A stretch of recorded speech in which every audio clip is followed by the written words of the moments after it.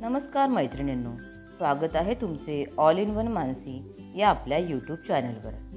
दिवाळीचा फराळ, चव, आठवणी आणि गोडवा. तर दसरा आताच संपला आहे. दसरा संपताच मनात दिवाळीची चाहूल लागते. बाजारात पणत्यांची रांगोळी, आकाशकंदिलांचे झगमगते रंग आणि सुगंधित उठण्याची आठवण मनाला सजग करते की दिवाळी जवळ आली आहे. पण दिवाळी म्हटलं की सगळ्यात आधी आठवतं ते म्हणजे फराळ. आपल्या परंपरेचा, चविष्ट आठवणींचा आणि घरगुती प्रेमाचा खजिना म्हणजेच दिवाळीचा फराळ. फराळाची लगबग, प्रत्येक घरात उत्सवाची सुरुवात. सध्या घराघरात फराळ तयार करण्याची तयारी तर सुरू झालीच असेल. दरवर्षीप्रमाणे यावर्षीही आपण गृहिणी आपल्या वेळेचं अगदी काटेकोर नियोजन करत रोजच्या कामात थोडा थोडा वेळ काढून फराळ बनवण्याची लगबग सुरू करतात. सकाळचा नाश्ता, दुपारचा स्वयंपाक, मुलांची शाळा, ऑफिसची कामं हे सगळं सांभाळत थोडा वेळ काढून एक एक पदार्थ तयार केला जातो.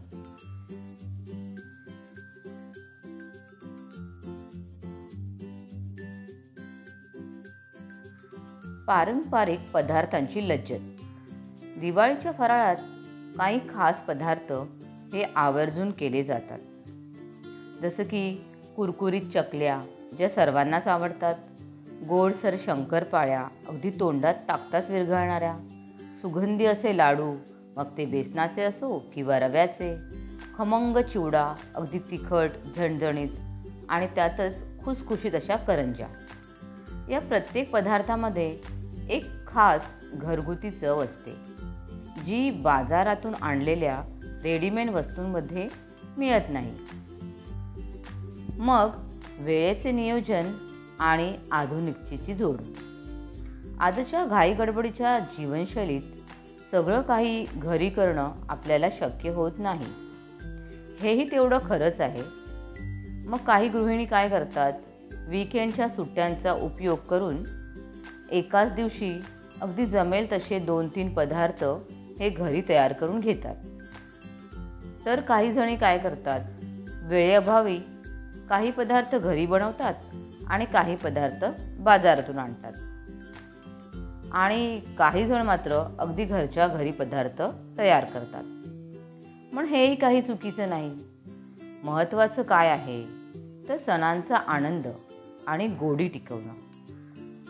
घरात तयार होणाऱ्या अगदी 1-2 पदार्थांमध्येही तोच प्रेमभाव आणि घरपण असतं, जे सण साजरं करण्याचं खरं कारण असतं.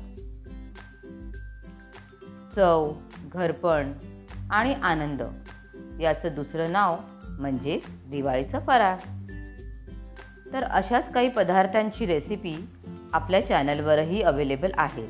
त्याची लिंक मी डिस्क्रिप्शन बॉक्समध्येही देणारच आहे. तर जर आपण सुद्धा एकाच वेळी अनेक फराळाचे पदार्थ बनवणार असाल तर त्यासाठी लागणारी काही बेसिक तयारी ही आधीच करून ठेवावी. जर फराळाचे 2 ते 3 पदार्थ एकाच वेळी आपण बनवणार असाल तर मग गडबड गोंधळ उडू नये आणि म्हणूनच त्यासाठी लागणारी तयारी ही आधीच आपण करून ठेवली पाहिजे.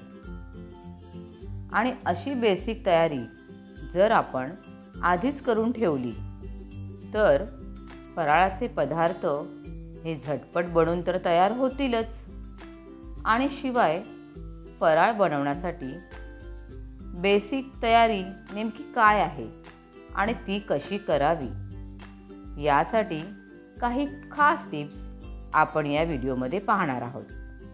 आणि त्यामुळे व्हिडिओ स्किप न करता तुम्ही शेवटपर्यंत नक्की पहा, कारण या टिप्सचा उपयोग तुम्हालाही होईल. तर फराळ बनवण्यासाठी बेसिक तयारी ही नेमकी कशी करावी ते आपण अगदी स्टेप बाय स्टेप या व्हिडिओमध्ये पाहणार आहोत.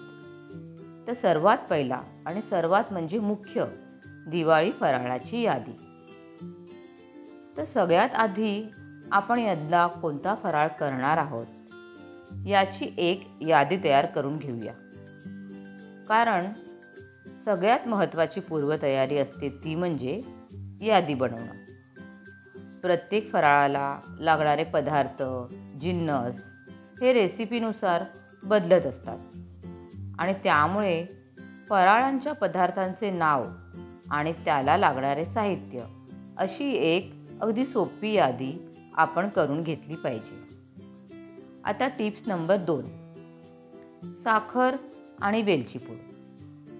फराळाला चव आणणारा आणि खमंग सुवास देणारा पदार्थ म्हणजे साखर आणि वेलची पूड. यात जायफळ पूडचाही समावेश होतो.